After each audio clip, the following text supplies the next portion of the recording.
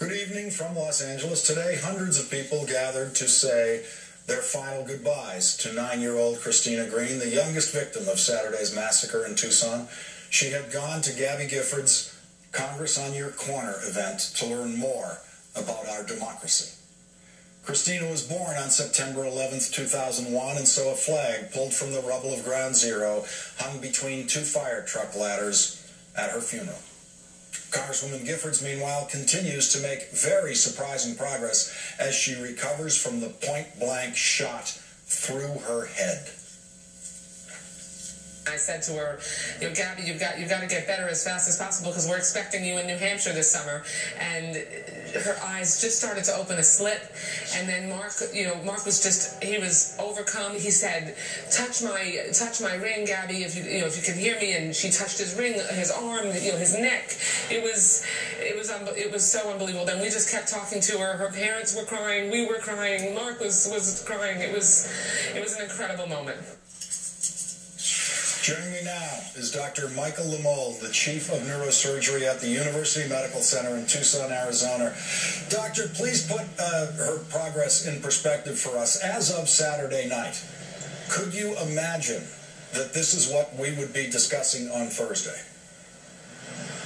I was nowhere near as hopeful at that time as I am now, really because of the progress she's made. And I think you might have heard me say earlier that a general trend in neurologic recovery is the faster you get better, the more complete it will be. And again, this is going way beyond my wildest expectations for her. What is her level of alertness, if you can characterize it, body movements, that sort of thing? Well, without getting into the details of her examination, what I do want to emphasize is that she's now starting to open her eyes spontaneously. And we think maybe in response to some of the stimuli around the room. So maybe it's a familiar voice. Maybe it's someone mentioning her name. These are things that are new in the last 24 hours or so. What is the impact of her progress that you've been able to see on her family and friends that are visiting? Oh, it's had a profound impact. There were clearly tears flowing freely last night when she first opened her eye in this way. And I think to some extent their excitement fed back to her, and I'm hoping that this is a positive cycle all around. Yesterday was a work day unlike any other in your life. What was it like to have the president come to the hospital?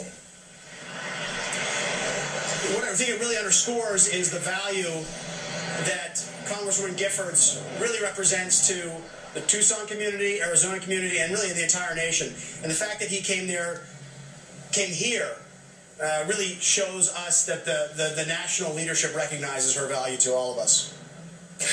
Dr. Lemole, how has this been for you? This is an unprecedented burden that has landed on you in the last week. What is your sleep level, your team? How are you people getting through this, both emotionally, physically, and how do you carry out your tasks day to day under this kind of pressure? Well, you have to understand that in terms of medical care, this is what we do.